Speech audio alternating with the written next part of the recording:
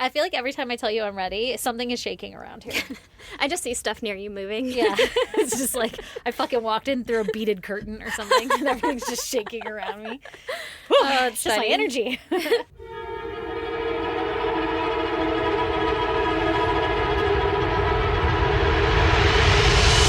God damn! How you doing? Got him. I'm good. Better than you.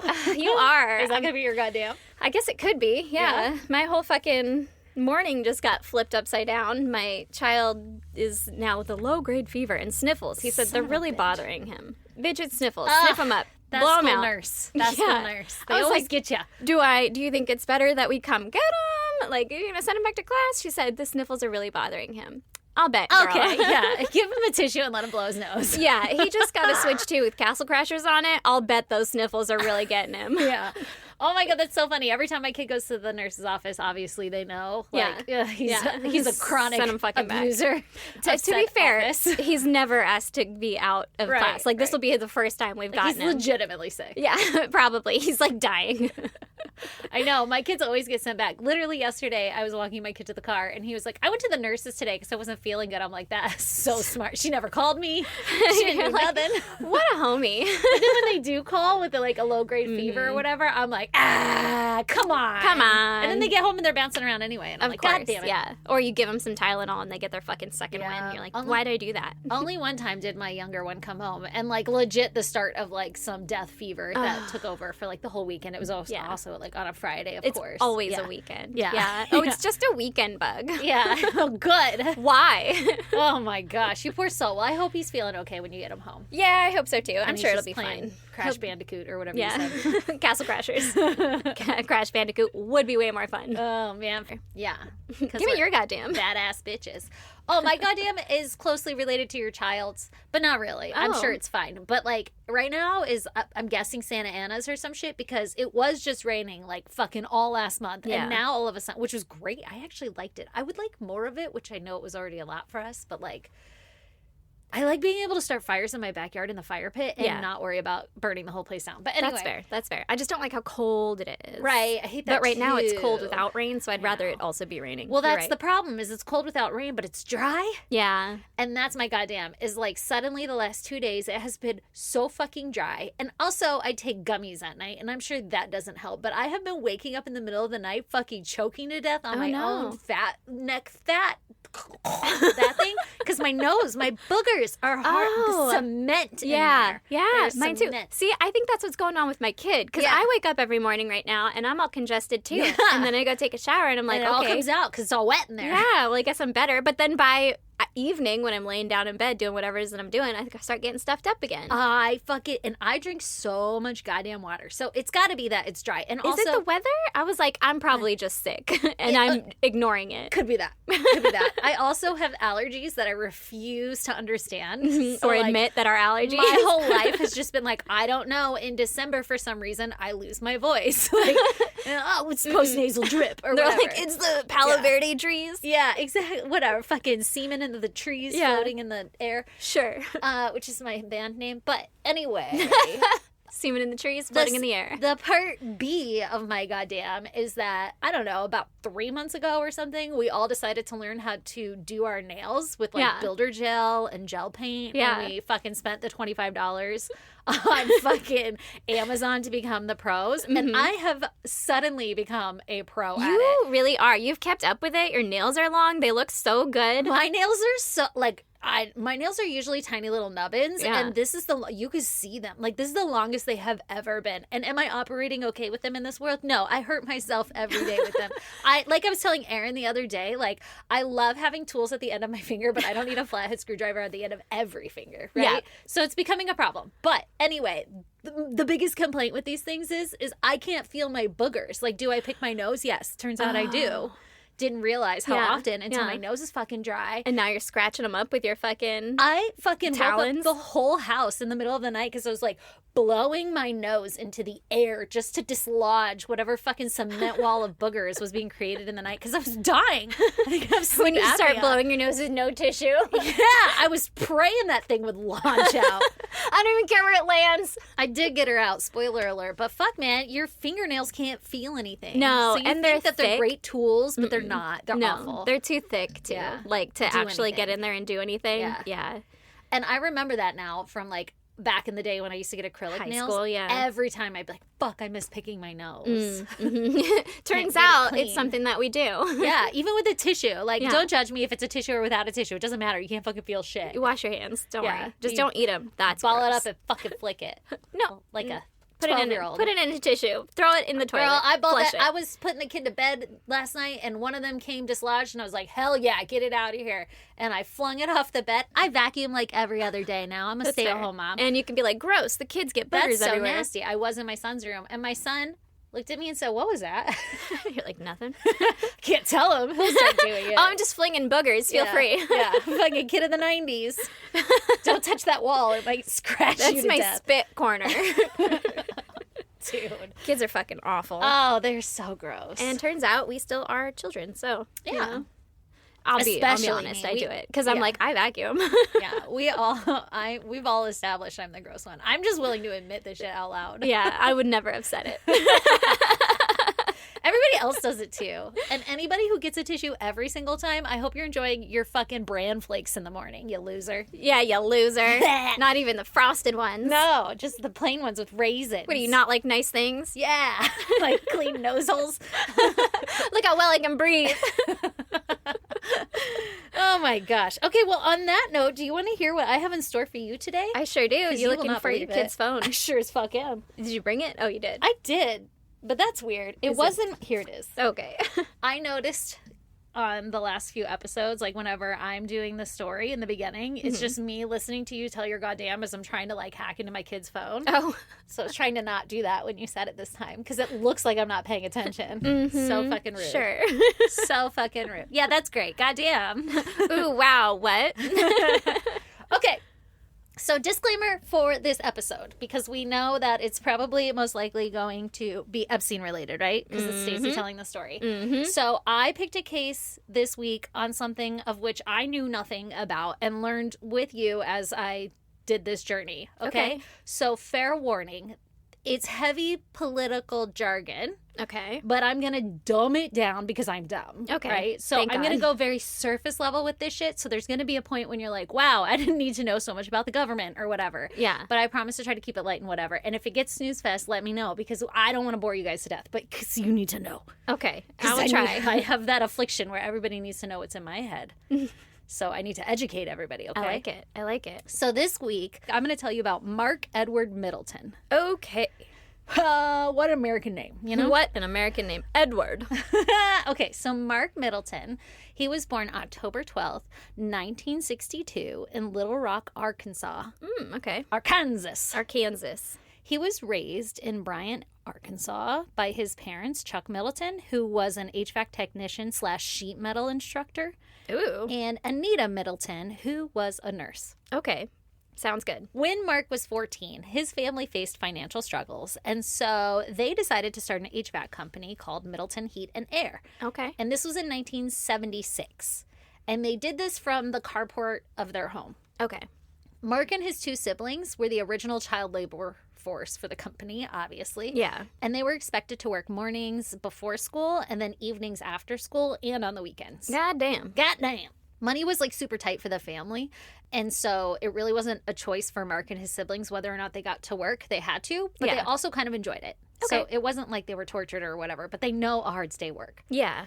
His mom's career as a nurse is what kept the family afloat while they built the business up, which would go on to become a very successful and lucrative HVAC company. Oh, very cool. As Mark grew older, he attended the University of Arkansas, where he studied law and acquired degrees in both finance and law. God damn. Goddamn. Smart guy. Mark is smart. Mark Smart. According to a comment on his obituary foreshadowing, Oh. He also attended the London School of Economics, but I couldn't find any like verifiable source other than somebody in the comments of his obit was like, I remember when we did this thing and we went to school. Our group project Yeah, at this university. And just so you know, that is a theme across all my research because turns out, if you want my personal professional opinion, a lot of any kind of detailed information on Mark Middleton is not on the internet. Like, they've scrubbed it, they've kept it, they've hid it. Oh, okay. I'm nefariously saying intentionally, obviously. And they with a capital T. They, the universal they. But listen to the story and then you guys decide for yourself because you know I'm a conspiratorial mind. So, True. you know, take that with what you will. But how fucking weird. I couldn't even find his real education. Anyway. All right. Why Maybe. Maybe he's just a private guy. It was the 60s, 70s. Okay. Yeah, maybe. Maybe. To your point, though, that is pre-internet and stuff. Yeah. So, but, like, this guy doesn't have a single fucking resume out there anywhere. Well, he built his own business, and then he went to law school, so he's going to have his own law Firm practice. that you would There be able to Google? No, you would think so. Ooh. No, you can't find shit. So All right. fucking weird, all right? Like, even me, I guess I wasn't born in the 70s. I feel like you could Google my grandpa and more information comes up. And my grandpa didn't touch fucking internet or shit. Could you? Yeah, I've found some shit about my grandpa. Yeah, Oh, he was really? a chatty guy talking to all the journalists. I was like, I don't think I could find anything. Maybe one of my grandpas, but not my other one, probably. I'm being dramatic too, also, to Yeah. be fair. Yeah, I get it. Okay, so either way, like I said, Mark worked his way up at his family's company, and he eventually became the head of sales or some shit. At his family's company. At his His dad family's was like, company. prove yourself. Yeah, and he was like, anyway, I'm going to just go ahead and book this sale real quick. I've been doing HVAC since I was 8. They were like, you are now the head of sales. All right, we'll give you a chance. But he does become the head of sales, or I don't know. I'm sure he Yeah. gets some like chief executive title or Yeah. whatever. But Give of him a course, fucking title. couldn't find it. Oh, no. Or if I could, I didn't write it down. But he took on leading roles in his family's business. Okay. In Mark's spare time, it turns out that he took an interest in politics. Ooh. Which is where our story gets juicy. Mm-hmm. He was a local Democratic donor and supporter of the governor of Arkansas, Bill Clinton, at the time. Oh, okay. So this is like early 90s. I've heard of him. You've heard of Bill, old Bubba? Old Bubba. Did he have a scandal or something? Get his dick sucked in the White House? Hey I don't guys, know. it in the Oval turns Office? out, like, as you dig, Bill Clinton had a few scandals.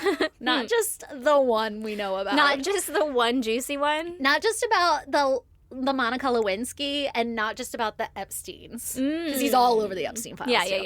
Well, of course, yeah. And everyone's like, get the Democrats on the list. yeah, okay. They're seems- there. He seems like a pretty fucked up guy. Yeah. Oh my God. Also, just for the record, right now, at this point in our life in 2026, they are actively attempting to subpoena the Clintons. Yeah, I heard that. In the House of Oversight Committee, and they're refusing. Okay, anyway, so I don't know what else tells you fucking guilty other than like I'm not gonna say shit to you. I'm not going to tell you anything. Yeah, I plead the fifth. Hey, innocent until proven guilty, and Sure. you should know just Sure. because you don't say anything doesn't mean You're guilty. you're guilty. But you can't not say something when we have all the evidence to suggest that you're super guilty. Because then when you plead the fifth, it's pretty obvious. You should probably address some of the Right, questions. Right. Because then at that point, I'm going to go ahead and step in and use my common sense, which Yeah. seems to be pretty rare in this world. Yeah. And I'm going to go ahead and judge you. Yeah, Like, yeah. I have that right with my brain and my opinions. you do. And so do you guys. Everyone else does too. Yeah. But I mean, we all like, can. innocent until proven guilty. Sure. So, back to Bill Clinton. Yeah. Okay. Back to Bubba. So he's over here. Mark Middleton's like, you know who I love? Mr. Clinton. I'd love to give him my money so that hopefully he can be president one day. It worked. Well, Mark. Thanks, Mark. Like many politically interested business people, Mark attended events and fundraisers and Clinton-related gatherings. I'm going to go ahead and guess on a limb here that he was a pretty prominent figure in his community, Mark Middleton, with his Okay. family business and HVAC and everything, because he was going to all these events and he was presumably donating enough money to get attention, to Yeah. be invited to these The things. seat at the table that's like $50,000 Right. for a plate of food or whatever. Right, Yeah. exactly. When Bill Clinton launched his 1992 presidential campaign, Mark began helping with fundraising and donor outreach, obviously. And it turns out that Mark was a real good salesman or something, because he ended up somehow raising a staggering $4 million in funds for Bill Clinton, which proved to be pivotal in his success as president. Wow, okay. And I know that $4 million, we're like, that's not that much, but in 92, and that still is a lot. Yeah, it's a lot to an individual person now. It's not a lot to like a company now. Right. Or For like campaign. a presidential campaign. Yeah. Which is insane. Yeah. You know? Yeah. Okay. But in the 90s, yeah, it was $1 million. More than that. Four of them. 4 of them. That's a lot. You would not believe. That's not even an exaggeration anymore. Like, what was $1 million? I know. You're like, okay, so I can't buy the house. Great. So we don't have enough? Yeah, so we didn't win the lottery? Yeah. So, obviously, Bill Clinton becomes president, and as a return favor for Mark's political loyalty and fundraising success, Mr. Clinton awards him a role in the Clinton administration under the title of, quote, Special Assistant to the Presidente.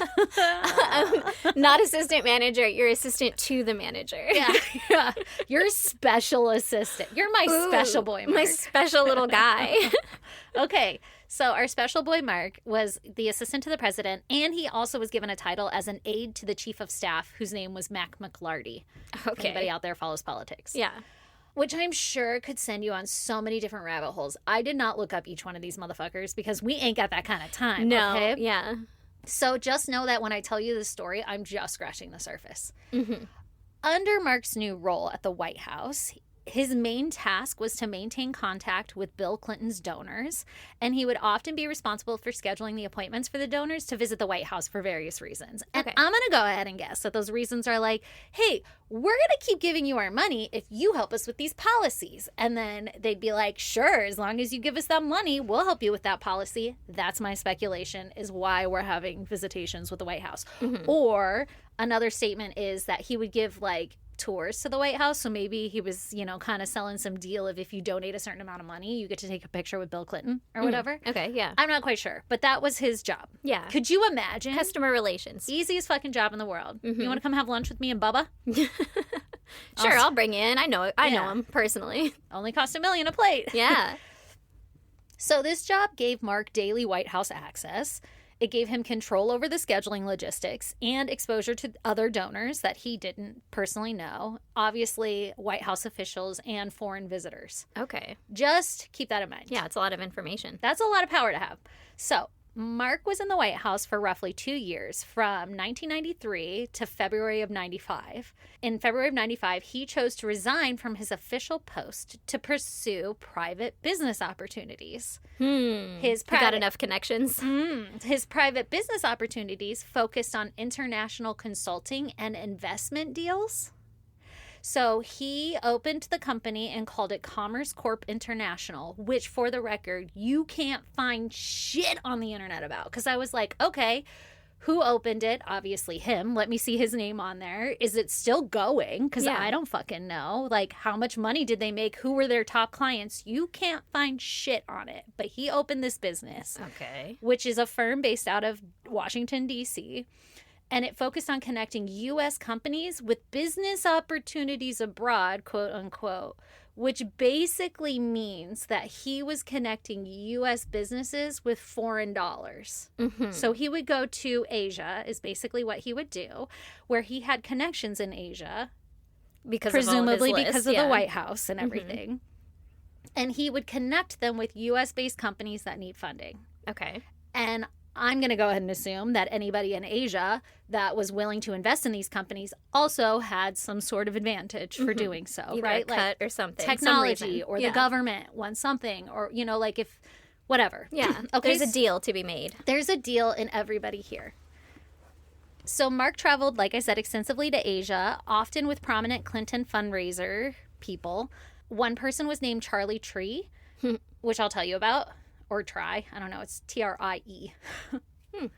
So he would travel with Charlie often, and they would meet with potential partners and clients to develop international business projects. Okay.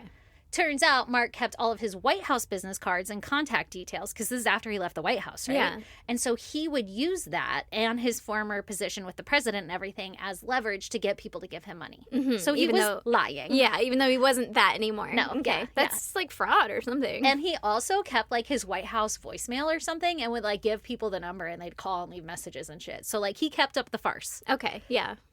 He's like reordering business cards. Yeah. Can I get some more of those? And old Bubba's like, sure, man, here you go. Yeah, whatever. So You're just picking up chicks at the bar? Yeah. Everything was fine. Everything was great for Mark. Yeah. That was until 1996 when his, quote, political career came to a screeching halt when he was implicated in a U.S. campaign finance controversy, which is referred to as, quote, Chinagate. Have you ever heard of this? No, I haven't. Me either. You guys. Turns out Bill Clinton was involved in more shit than just sex. Okay. What? And saxophone? Sex and sax? Right? So this is probably because we were so young. We were like in first grade or some shit when this was going on. Right. And also we didn't have the internet and all this other crap. Yeah. So politics, the only thing I knew about Bill Clinton was that everybody was like, his nose is red and we call him Rudolph. That's all I knew at the age of fucking first grade. Yeah, all I knew was about Monica Lewinsky. And then we had a vote in my like elementary school class, and they had his picture and the other guy's picture that I don't remember. And I remember voting for him because Bush, maybe? Maybe. Yeah. And you were like, I'm going to vote for Bill Clinton. I voted for Bill Clinton. Because he gets his dick sucked in the office, and that's the America I want to live in. I think it was literally just because I had heard the name before. Right. I'm like, I don't fucking know. Why are you doing this to me? Like, you're just asking me who my parents are voting for. Remember in high school when they did this same thing to us about Bush and Gore? Yeah. And we had like a whole fucking vote, and everybody voted for Gore because we live in California. Right. And then Like, Bush won. He invented the internet. So. And then 9/11 happened. Anyway, You know. So, Anyway. so Chinagate, okay? Yeah. Essentially, it was discovered that the People's Republic of China was attempting to, and definitely did, influence domestic American politics prior to and during the Clinton administration. So Clinton's kind of dirty because he was like dealing directly with China, essentially. Now, I'm going to go ahead and spoil some info here, and everybody in the administration is going to be like, we had no idea, but they fucking had an idea. Yeah. Like, yeah. you can't be that dumb in politics. Yeah. Okay? So let me tell you about that. Okay. So for some background and some context, this is the part where it's going to get a little governmenty, but just hang out with me, okay? And Okay. I'll try to keep it light and fun. I'll do my best to stay. Yeah, let me know Smart. if it gets a little like, what the fuck? So for some background and context on this, in the early 90s, the United States and China, they maintained a delicate diplomatic relationship built around the U.S., quote, one China policy, which recognized Beijing as the official government of China while allowing unofficial ties with Taiwan. So if you don't know, China's like, fuck Taiwan. They're not a real country. We own Taiwan. And Taiwan's like, fuck you. We are our own country, right? And that's been going on for who knows how long because I didn't look it up. But the U.S.'s position has always been this one China policy where we're like, yeah, we recognize Taiwan and everything, but like China will get real pissed if we say that we recognize them. So we're going to go ahead and turn another eye and we're just going to be like, yeah, for sure, Beijing is the capital of China. Good job, guys. Okay. You know? So that's the one China policy. In this policy, U.S. does not officially agree or disagree with the claim about Taiwan or anything, and it does not recognize Taiwan as an independent country, but it still maintains unofficial relations with it, right? Okay. A major turning point came in 95 when the U.S. Congress successfully pressured Bill Clinton, who was the president at the time, to grant a visa to the Taiwan president named Lee Teng-hui, which I'm probably destroying the name. So Bill Clinton's like, yeah, he can have a visa to come in. So I guess Lee wanted to speak at Cornell University where he had previously studied. And Congress felt that it would be pretty petty to block him from doing so because he literally got all his education there and everything. Yeah. So Congress is like, hey, Bill Clinton, even though it's pretty not Controversial usual, right now, yeah. yeah, like it had never been done before because if you grant them a visa, it kind of looks like you're like, hey, you're the president of Taiwan and you're allowed to come in on this visa. Like we're giving you special privileges because we recognize you as an important person, as like a head of government or something. And Congress was like, it'd be super petty if you don't do that. And Bill Clinton eventually got pressured or whatever, and he agreed to let the guy in on a visa. Okay. So China viewed this as a direct challenge to its sovereignty claims over Taiwan. And just in case anybody doesn't know, sovereignty basically means the authority of a government to rule itself and control its own territory without other countries. And also you can be like sovereign of your own mind and that kind of stuff. Yeah. Okay. So China's mad that they're giving him any kind of recognition, respect. Right. China's like, that's mine. Don't do that. Yeah. That's fucked up. Don't like that. Got it. So for context, the reason China viewed this as a direct challenge to its sovereignty claims is that because before 95, Taiwanese leaders were not allowed to visit the U.S. in official capacity. The U.S. avoided giving visas that looked like head of state recognition, which I kind of explained, right? Mm-hmm. And that helped maintain the idea that Taiwan was not being treated as a separate sovereign government. Okay. But when the president granted the Taiwan president the visa, he was obviously the sitting president of Taiwan. He traveled openly without any issues. He gave the public speech at Cornell University, and it gained tons of international media coverage. So even if China was uncomfortable with it, they had to address it because it was so public. Like all the other countries are like, ooh, what's China going to do, right? Yeah. So from China's perspective, this looked like the U.S. was treating Taiwan's president like a legitimate head of state. And at the time, the U.S. Secretary of State, whose name was Warren Christopher, he warned that doing this would be very inconsistent with U.S. policy. But regardless, like I said, Bill Clinton was like, fuck it, YOLO, give the guy a pass. Give him a visa. Got it. Chinese officials concluded that the U.S. Congress exercised far more influence over American foreign policy than they previously believed, which made China nervous because this was an unprecedented thing. And then all of a sudden, Congress convinced the president, and China's like, holy shit, I didn't realize Congress had so much control over the president. Okay. And they did not like that because they're good with Bill. You guys don't know this yet, but they're good with Bill, okay? Yeah. And they're like, what the fuck, Bill? Yeah. What was that about? He's like, I was getting pressure from the inside. Right. And they're like, we don't like that. Mm-hmm. So, like, we thought you were all powerful. The fuck, yo. So, in response, Chinese leaders developed a strategy later identified in the U.S. Senate reports that was called, quote, the China Plan. Okay. The China Plan focused on promoting China's interests within the United States and improving China's image with the American public. The plan instructed Chinese officials operating in the U.S. to study individual members of Congress, expand relations with lawmakers, staff, journalists, and community leaders, to increase lobbying and public diplomacy, and shape public opinion and policy outcomes favorable for China. So basically, they're like, hey, you guys all go live in the U.S., and your main goal is to just be buddy-buddy with everybody that makes policies and whatever. Getting a man on the inside. Yes, exactly. But get multiple men on the inside. Yeah. And this was the China Plan. Okay. Publicly, China denies that this ever happened and that this influence campaign was ever...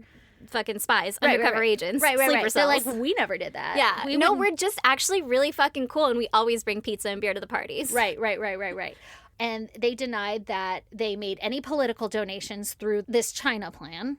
And China publicly stated in May of 1998 that China, quote, had never nor will ever use money to influence American politics. So for the record, China denies this to the death, okay? Yeah, sure. But we have a lot of evidence that shows that it fucking happened, okay? So, behind the scenes, concerns were already growing about large political donations coming in from individuals with close ties to China and other Asian countries. So they were already watching. They're like, Bill Clinton has a lot of fucking money here all of a sudden. And there's these giant donations. And when you actually look at the trail of the money, it's not all staying within the U.S., which I did not state earlier, but in case anybody doesn't know, U.S. law strictly prohibits foreign nationals from contributing to American political campaigns and political parties, obviously for reasons that I just stated. So, like, if you give a lot of money to somebody and you're from a government from China, that's corruption, right? Like, now I'm going to make my policies. Literally, anybody who has a corporate job, you have to take these foreign policy corruption courses. Like, you're not allowed to take a fucking pack of gum from somebody from another country, or else it's considered a gift and that like you're a bribe corrupt. Or whatever. Yeah, exactly. Like a bribe. So there's a lot of laws in the U.S. that are like, if any money comes to our presidential candidates, it's got to come, like, you got to be able to trace it back to an American. It can only come from Americans. No outside influence, right? Makes sense. But it was for sure happening. Yeah. So by 1996, suspicious fundraising patterns began to surface during President Bill Clinton's re-election campaign. And the investigation into Chinagate broke into public view after Bob Woodward and Brian Duffy of the Washington Post reported that the Department of Justice had uncovered evidence suggesting Chinese agents were directly contributing to the Democratic National Committee, the DNC, ahead of the 1996 presidential re-election. So what I was telling you when Mark was involved was in 92, but they're catching on to it now in like 95, 96. And they're like, oh shit, because Bill Clinton's coming up for re-election. And so they're re-looking at all the shit and they're seeing all the evidence. And right? Mark had been doing his job and getting those fucking donors, greasing those wheels, Mark elbows, bailed whatever. a year earlier, and now he's over here. He had done all his shit, right? He left the White House on his own accord, evidently, and now he's doing foreign deals in other countries for U.S. businesses, which isn't illegal. But it is illegal to do that for U.S. politics, which is very likely what he was doing prior. Yeah. It was like doing the same business model, but for politics instead of business. He's like, you know what? This is actually really easy. I could do it really lucrative for the businesses. Yeah, exactly. So after, our government got wind of this or whatever, after the fucking Washington Post really got wind of this and the government got ousted, there were several reports later that revealed that millions of dollars in questionable or illegal foreign-linked donations had entered the Democratic fundraising accounts. So it was proven that it did happen. And many of those funds allegedly were returned later after their origins were flagged. But I don't know that for sure. It was all like, yeah, they said they returned it. Do you want it back on the credit card that you put it on? Or did you want store credit? Well, what is so weird is like some of these donations would be like, we returned the $50,000. But there were like $400,000 donations. Like whatever happened to those? Yeah. How do you just return that though? I don't know. Like it's already been spent on the campaign, right? I don't know. And to this, I don't know, presumably like woven web of donations. It's bullshit. So that you it's don't like get what caught. It's what they tell us to say, like, oh. They're like, no, I totally gave it back to him on a meeting at lunch. Yeah, you guys didn't see it, though. I bought that plate, so it's like we're even now, right? You got me coffee, I got you dinner. I bought him a Porsche. It's fine. Oh, my gosh. Congressional investigations were launched and discovered that foreign money had indeed entered the U.S. campaign systems, often through American intermediaries. Bum, bum, bum. That's what I figured, Mark Middleton, right? And this is where Mark comes in, right? He's like, I'll be one of those middlemen. Sure. Take my I'm sure cut. you get a cut. I just get to hold on to this bank account, use it for whatever I want, as long as it keeps a certain amount in it. Whatever happens. Sure. So attention increasingly turned to Mark during this whole Chinagate investigation because he was found to have relationships with several of the key figures tied to the fundraising scandal, like the ones that they've proven. The one that found him. Yeah. He's like, yeah, that's my good buddy. Yeah, Charlie back there. We've been going to lunch every week for 3 years. And like I said, at this point, he's in other foreign countries doing the same gig just for U.S. businesses instead of politics, which I am not convinced that those businesses weren't large ones like technology, healthcare, finances. That the government will benefit from. 100%. And that's the part I'm pissed about because I went digging and I couldn't find. And so there is no official confirmation on who his clients were or anything like that. He was targeting those big areas of, everything our government is corrupt in. Healthcare? Power, Education? Politics? Interesting. Technology? How weird that all of these are your power. Anyway, I digress. Not that I have much of an opinion on it, huh? No.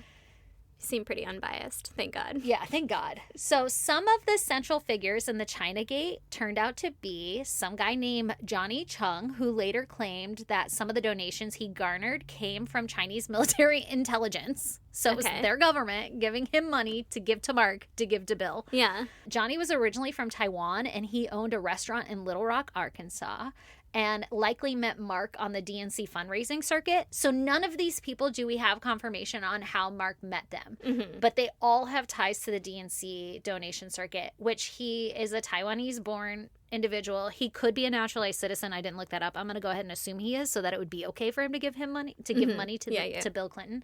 But when they traced it back, it was coming from, government officials from China. Like I said, it's not clear if Johnny was Mark's introduction to the Chinagate scam. Like, if they were all on the circuit, they became friends, and then he got his money, or if it was like they all kind of got in on it together. I don't know exactly how it went down. But they became buddy-buddy there. Right. Okay. In 1998, Johnny pled guilty to 2 misdemeanor counts of conspiring to violate U.S. election laws by funneling contributions through, quote, straw donors, which is exactly what we described. So he got caught. And bank fraud and tax evasion as part of the same plea agreement. He pled guilty to all of those, right? Okay. Because he cooperated with investigators, he was sentenced to 5 years probation in order to complete 3,000 hours of community service rather than serve time behind bars, which would have been up to 30-something years in prison. That's not bad. So he got a slap on the wrist. There's another man named John Huang, who is a top DNC fundraiser, and he was born in China, raised in Taiwan, later became a U.S. citizen, and worked in banking before entering the Democratic Party fundraising circuit. As Mark Middleton left the White House in early 1995 and set out that international business trips across Asia and everything to do his little side gig job, he kept consistent contact with this John. Okay. And they met for lunch at the White House as Middleton was departing his official role. They stayed in regular phone contact thereafter and even coordinated messages during Middleton's first Asia tour in the spring of 1995. So clearly they were still doing business together. Yeah. Okay? Or he was like, hey, man, what was that restaurant you told me that I needed to get to? Right, like we're such great friends. Yeah. I'm going to go ahead and guess that, and again, this is my pure speculation. I'm going to go ahead and guess that Mark was like, hey, you have Chinese contacts, I have American contacts. Let's work switch. together. Yeah. And we'll get the money either which way we got to go. Yeah. And I'm pretty sure that they both benefited greatly from that. I'm sure. Yeah. So there's this Charlie Tree guy, right? He was born in Taiwan and he became a U.S. citizen. Later, a businessman and longtime Democratic fundraiser, and he originally owned a Chinese restaurant in Little Rock, and that connected him with the Arkansas political network. Again, I don't know if Mark was going to these restaurants and was just like a prominent figure in the area, and then they all became friends, and he was like, hey, give us some of your money, and they were like, yeah, we would love to. Or if they were like sent here. Already in there. And, yeah, or if they're part of this whole China plan where Yeah. it's like, hey, you go live in the U.S., go settle yourself, go start fundraising for the DNC and see if you can pull your weight. We'll give you the money, you go get involved. Which is, I'm sure, was happening. Yeah. And that Mark got introduced to them. And Yeah. Mark's like, wow, this whole fundraising thing is pretty easy when you surround yourself with Asian men who want to throw money at you. That's so weird. Yeah. Let me go ahead and do that. Okay. So it's kind of a chicken and the egg situation. We don't know who found who first. But Right. We don't both- know. And we don't really actually know if Mark knew or not that he was dealing with the nefarious things. But, like, again, I'm going to go ahead and use my common sense here. He was a smart guy. Yeah. I think he probably knew. Yeah. He had some idea. I get so mad when it's like, nah, we didn't know. I'm like, did you? Did you not know? Was it weird when all these Asian men wanted to give you all their money and you weren't like, this could be a conflict of interest? When every meeting was closed door. Yeah. Super racist, but also I'm using my common sense here. That's there true. was an actual issue. Right. Okay, so, like I said, Mark and Charlie, they're fucking traveling the world together, helping each other out still. Yeah. Charlie was accused of funneling illegal campaign contributions, including money from foreign sources via conduits, like American people or whatever, to the Democratic National Committee, and it obviously was disguised as true funds. He pled guilty to violating federal campaign finance laws by making contributions in others' names and submitting false reports to the Federal Election Commission. Yikes. So big, big problems, right? Yeah. I don't ever know what happens to him. I didn't write what happened to him. Uh-oh. He got another. Everybody gets a slap on the wrist, just for the record. Nobody serves any prison time. Okay. So there's this family called the Rady family, and they're a wealthy Indonesian family who owned a group called Lipo Group, which is another company that is obviously based in Indonesia that gives a ton of money to the campaign. Okay. And in 2001, James Rady, who is like, I guess, the matriarch or the patriarch of this family, he pled guilty to felony for his role in the campaign finance violations. And also he had close ties with Mark Middleton. I didn't mention this, but all of these people have very close ties with Mark Middleton. Okay. And they're all discovering that this is where all these donations are coming from and that they're all like cover guys. Yeah. Or whatever. And that Mark Middleton is, connected to all of them. Okay. And this is why his political career, I mean, he was already not really in politics anymore, but it came to a screeching halt here because they were like, hey, all these people obviously gave money to the U.S. campaigns, and strangely they're all tied to Mark Middleton. Like he invited them to the White House several times for tours and stuff, and they were going to lunches and they maintained contact even after he left. And like this looks more than just like coincidental business relations. You brought them into the house. Right. The call is coming from inside the house. Exactly. So as a part of James Rady's plea agreement, he was ordered to pay an $8.6 million fine, which is like one of the largest ever in the U.S. campaign finance case history ever. Like he was made to pay back a lot of money. Wow. I know, which I'm like, how didn't he donate money? Wasn't that the problem? I don't know. He must have taken They're some like, money donate somehow. more. That's how you make it up to us. I should see. This is the part where I'm like, I'm too dumb. I don't quite. It doesn't make sense. At all. Yeah. But I'm sure you get a deal, right? Like, hey, I'll give you all this money. You give it back to me in interest. I'll pay it back. I think they were paying it back with like corporate funds or something. I don't know. I see. Okay. See, it's so messy. I don't really fucking know. But he was made to pay, or maybe his fine was just for what he did, and they had enough money, and they were like, instead of serving jail time, if you give us $8.6 million, the exact same thing you were already doing, we'll let you go. Yeah. So if you just go ahead do and it just more. continue your corruption, but for my benefit, then we'll let you go. So he paid a fine. that was the largest one. He was placed on probation, and he performed 400 hours of community service. God and damn. he agreed to stay out of the U.S. for at least 2 years, which was easy, I'm sure, in the 90s. He's like, actually, I would love to leave. Yeah. James is another character who Mark met through the DNC fundraising, was granted several White House visits by Mark, and who remained in contact with Mark during his post-White House days. Mm-hmm. So in 1999, testimony before Congress included claims from Chinese military-linked witnesses. This girl was named Lu Chaoying, and I guess everybody called her Sally. That's like her fucking American name or some shit. So Sally, she confessed that Mark had received approximately $500,000 to, quote, do things for China, and that $500,000 came directly from the military. And she admitted this in front of Congress, okay? Wow. These allegations were never proven in court because Congress didn't fucking look, okay? I'm so pissed reading this case. But, like, they were never proven in court, but they significantly intensified scrutiny at Mark's, cost, right? Yeah.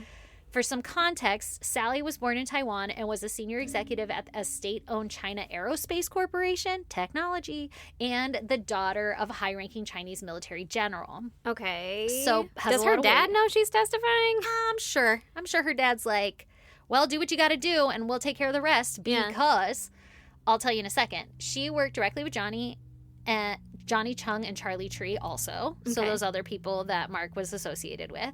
So she had an indirect relationship with Mark.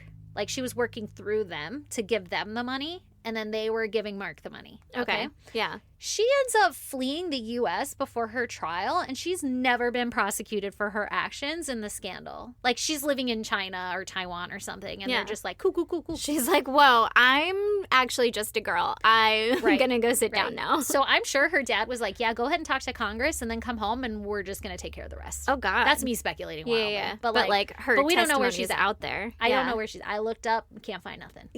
Okay. I didn't dig that deep, but, She became someone else. So she's no longer Sally. Now she's working, Amanda. right? Yeah, okay. Yeah, she's no longer Sally. So when Mark was subpoenaed to testify before Congress in August of 1999, right? Because they're like, hey, turns out your name popped up a lot. We heard some shit. He invoked his Fifth Amendment right against self-incrimination and refused to answer any questions, which we're seeing a lot of in this administration today as well, right? Where they're just like, I'll invoke my Fifth Amendment right. Mm-hmm. And again, to my point, great, you have that right. However, when your hands are pretty fucking dirty, maybe you should explain some things. Because if you're going to go with the route of like, I had no fucking idea, then act surprised and be like, I didn't know why I was getting all this funding. I just thought it was very convenient and I was a fucking genius. Yeah. And then work with us to like make it better. Like, here's all the people I talked to. Here's all my information. My bad, guys. If that's the truth. But it's clearly not the truth. It's not. So instead, he pled the Fifth. Yeah. That makes sense. So investigators were not able to tie Mark directly to knowingly funneling the illegal contributions or committing a federal crime. So they couldn't tie that part that he knew that they were that this money was because he coming wouldn't from admit it. Yeah. Right. And I'm like, can we subpoena some emails? Like, what the fuck are we doing, Congress? Like his phone. The answer is they're not doing much. Because it's fucking Bill Clinton administration. Well, they don't want to pin it on him because he did a lot of good work for them. Exactly. Like, it's fucking insane when you paint it all out. Then I'm like, what are we doing, guys? So politics has always been fucked up, is what you're telling me. Yeah, 100%. Okay. And that honestly gives me a little bit of hope in my heart. Like, it's not going to all come imploding in. Yeah. Because it's always been imploding in. Exactly. Like, but the difference now is we see it. True. So is that better or worse? I don't know. I don't know. If we, the fucking people, do something about it, it'd be better. Capital W. Mm-hmm. Okay, so the investigators aren't able to tie Mark to knowingly have committing these crimes, right? Mm-hmm. They could only prove that he was part of the network, but that it doesn't prove that he knew what the fuck was going on. Mm-hmm. So it didn't meet the criminal standard. There are rumors that Mark cooperated with investigators behind the scenes, and that's why he never faced any charges, because he doesn't get charged with shit. Not that anybody else Not even a slap on the wrist? Not even a slap on the wrist, Not even community service? Girl, even the people who were traced back to actively funding, they got the slap on. They were like, do some community.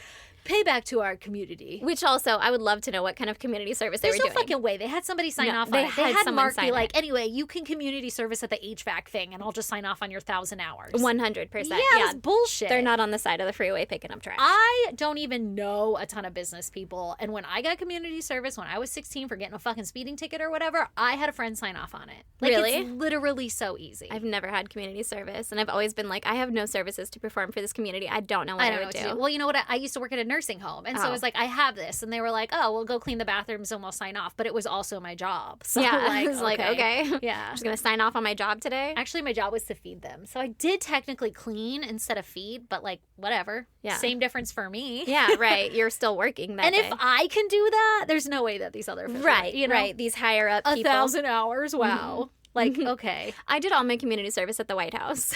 Sure you did. Hey, yo. That's how Monica got off, huh? Hey! That counts as double.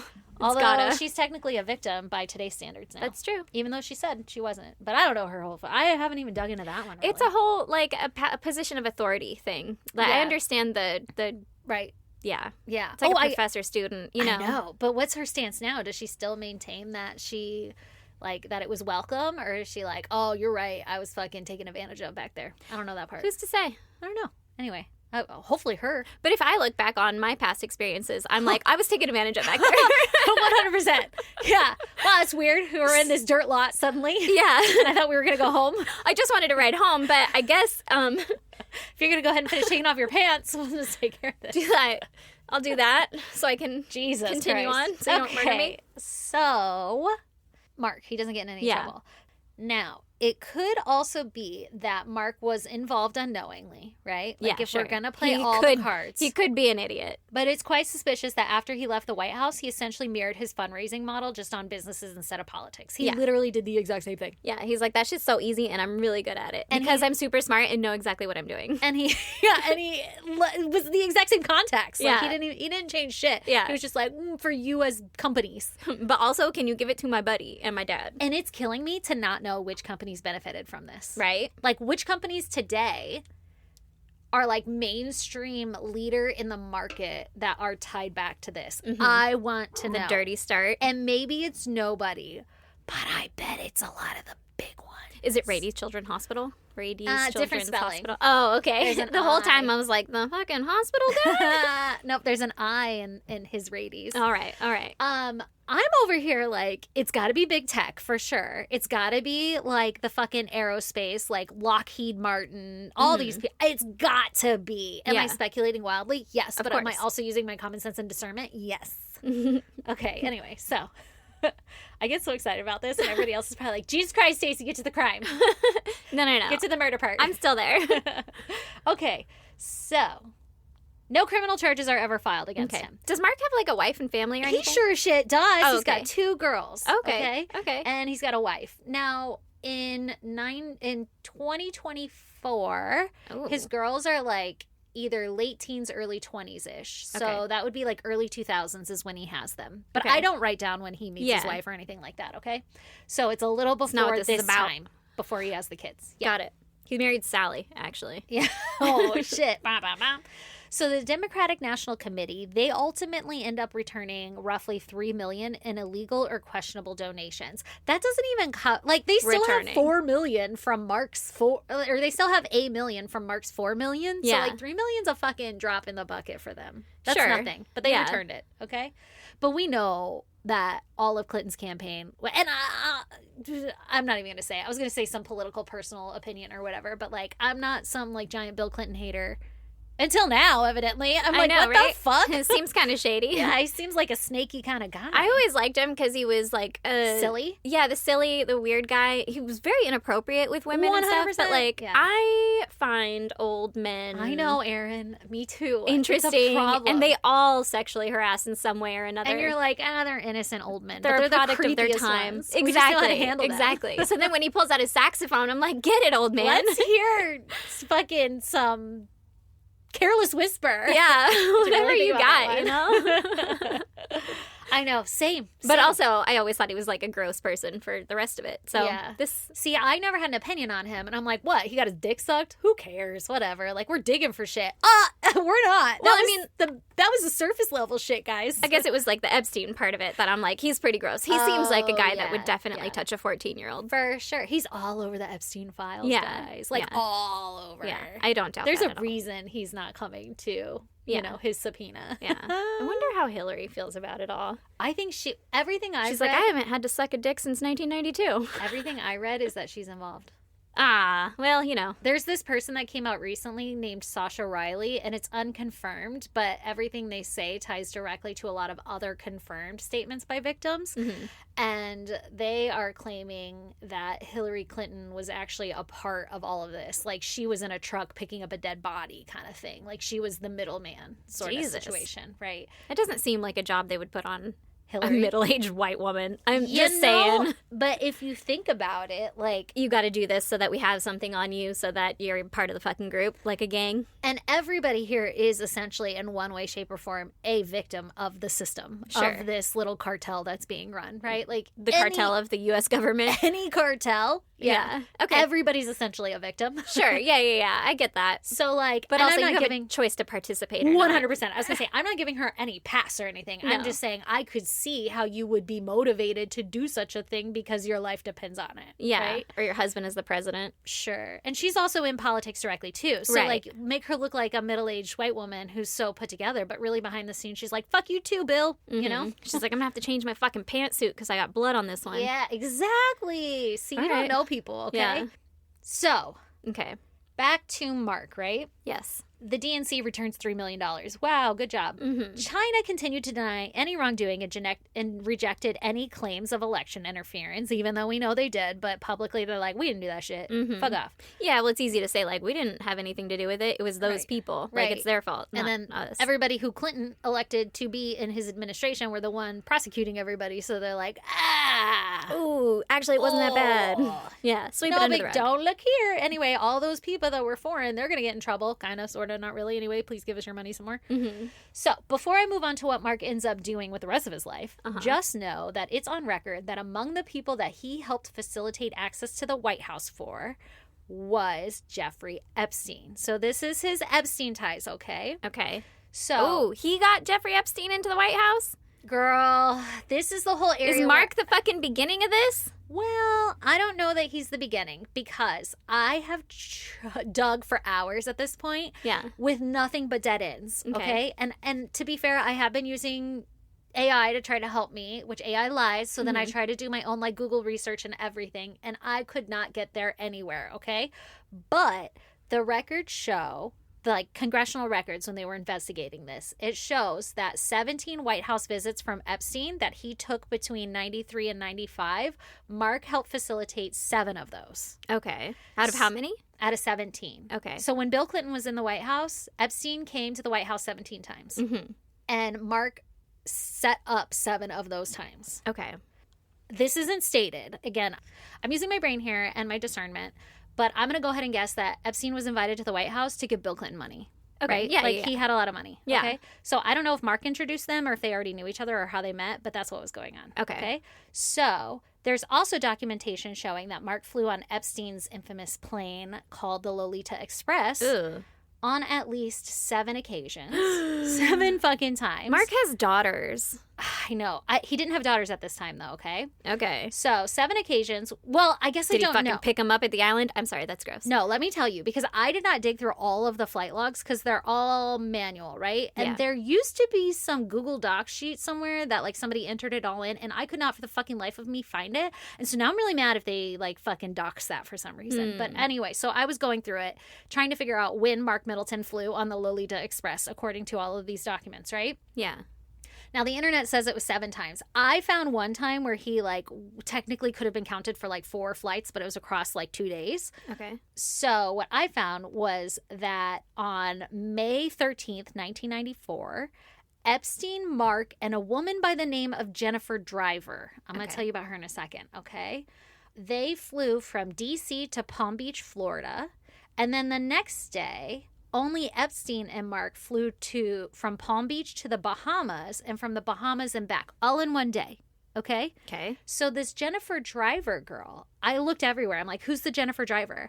And all it says is like, there was a Jennifer Driver that's checked in with Epstein at the White House on several occasions. Like, why is she going there? And she's on his plane, right? Well, when I Googled Jennifer Driver, around the same time, there was an actress who still is to this day alive, right? There was an actress and model named Jennifer Driver. She had small roles in the movie Jag, which came out around this time. Okay, she had small roles in a movie called Call Girl or something. Suspicious.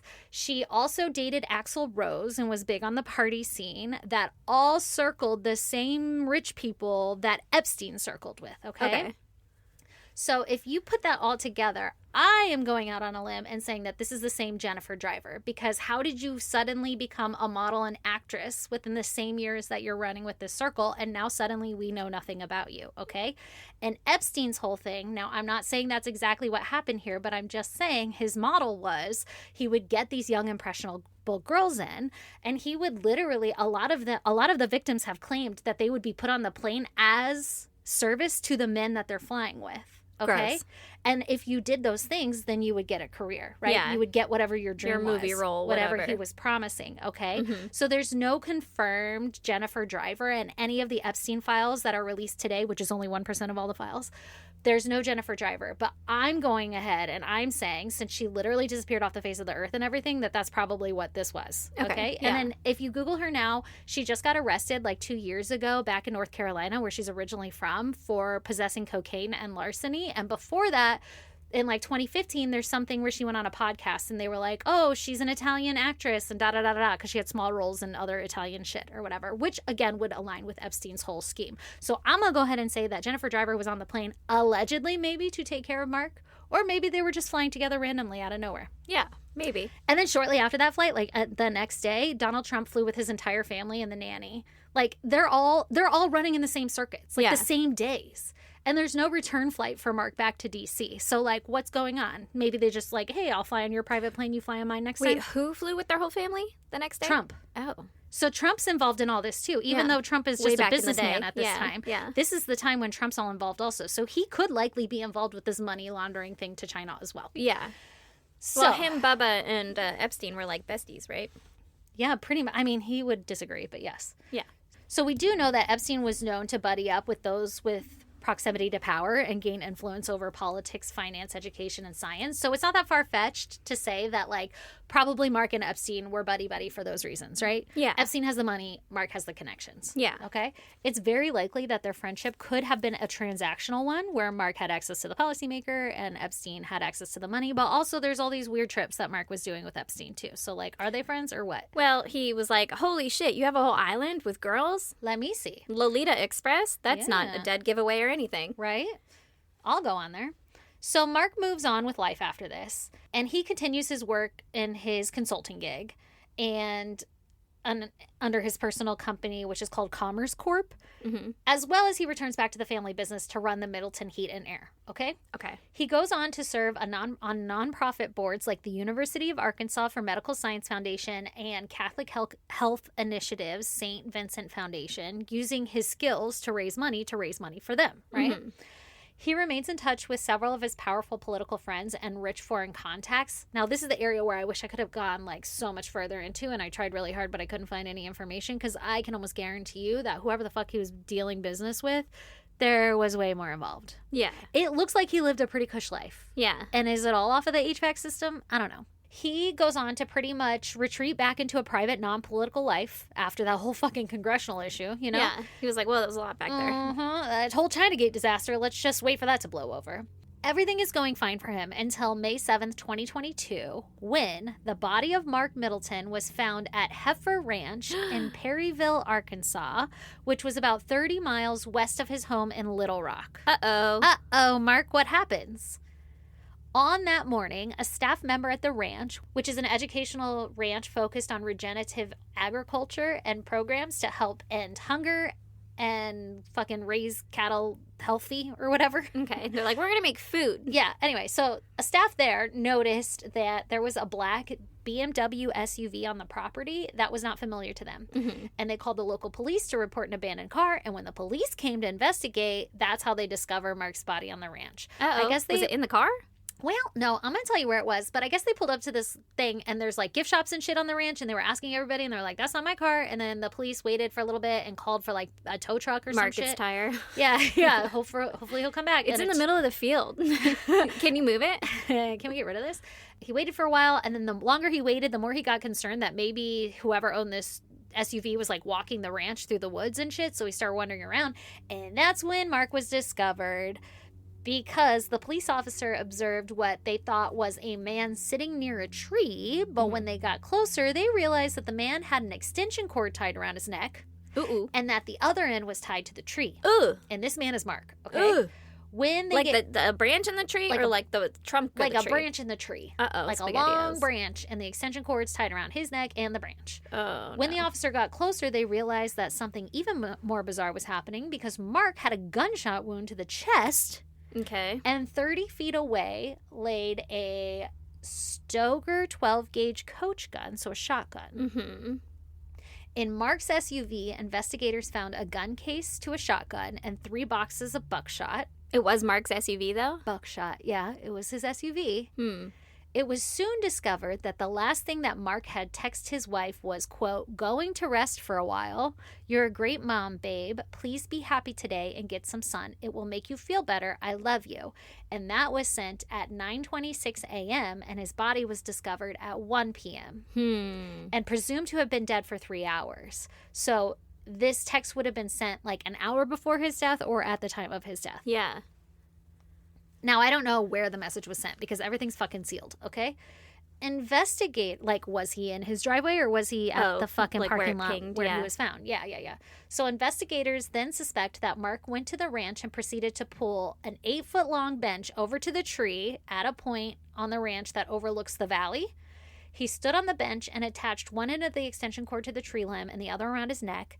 They believe he then took the shotgun and placed the barrel against his chest and used his left hand to reach out and place his finger on the first trigger, pulled it, causing the gun to discharge and shoot him in the chest. Okay. The gun would have flown from his hands because of the recoil. Not that far. I fucking was like 30 feet, though. That's, 30 feet? Like, is They it saying a it fucking grenade launcher?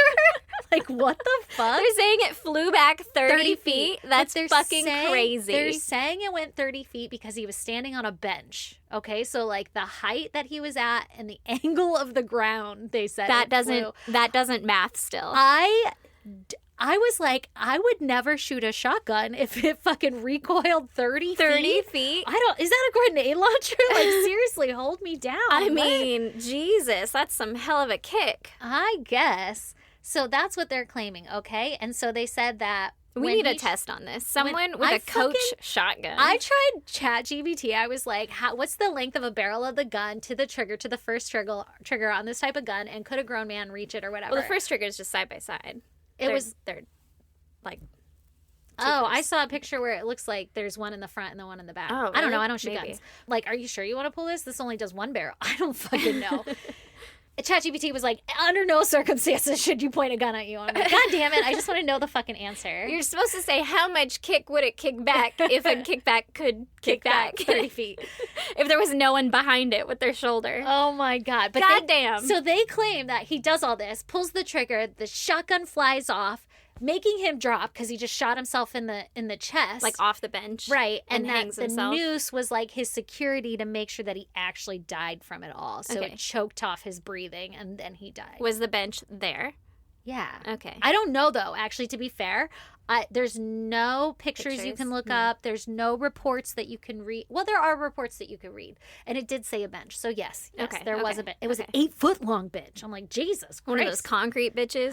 He dragged. So the Arkansas State Medical Examiner ruled his death as suicide, and the case was closed. Wow. Which I wanted to do so much more research. Like, who was that? How did they get appointed to medical examiner? You know, like, do they have a benefit of Mark dying under suicide? But maybe not. So there's weirdness about that, though, because if someone else had done it, you would think that they would then pick up the gun and take it with them or whatever, Like, right? not leave it like that? Like, not leave it there or put it closer to make it more plausible as a suicide. I was thinking about this also, and I thought, my first thought was like, well, if you're dealing in shady businesses and you just hire somebody to do some shit, maybe they did a shitty job. They're just an executioner, and you're like, whatever, I don't At need least to the take care job to got clean done. it. Yeah, fair, maybe. I don't know. Mark's family hasn't spoken publicly about their beliefs, like whether or not they think it's suicide, but they did state early on that Mark had been being treated for depression. So he was allegedly depressed, but who isn't, you know? His family did file a petition to lock down all of Mark's records related to his death, like the photos and details and such, because they started to be harassed by people wondering about his death to see if it was related to corruption. I'll bet. Which, you know, to be fair, it's pretty suspicious. So I'm one of those people causing the family anguish, so I'd like to formally apologize now. But that's weird. But it's kind of the thing that you were saying earlier is if you're being accused of something and you don't say anything, it's easier than, yeah.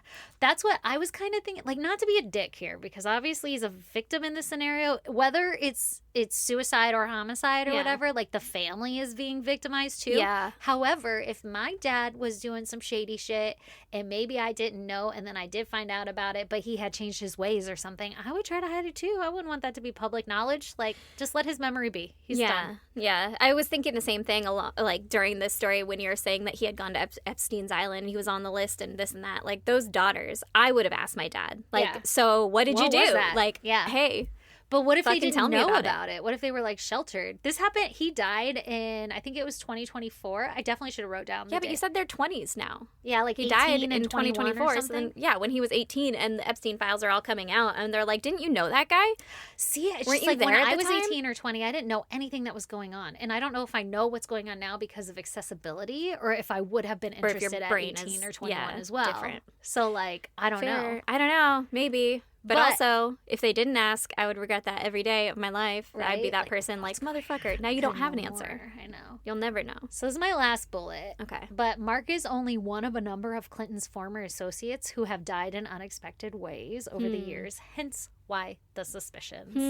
And I had started to write them out, and then I realized it was getting far too long, and that you could, like I said, you can go off on so many little trendles here, but yeah, that's pretty weird, huh? Well, goddamn, that shit's crazy. Suicide with a shotgun and hanging at the same time, huh? I don't think Hillary is in any kind of condition to drag a concrete bench, anything like that far. You know, I don't think she's the. I don't think it was her. She's not the executioner. the hitman. Yeah, the executioner. I think she's just somebody who keeps her mouth shut and does what she's told to when she has to. Or maybe she's leading a lot more than I'm giving her credit for. You know, I'd like to see it. Us Pantsuit. bitches are mean. You know what I Are mean? you kidding? No mercy. None whatsoever. Jesus. So there's not a lot of pictures to this case because everything's sealed and everything, but whatever we can dredge up, you will be able to find those on our social media.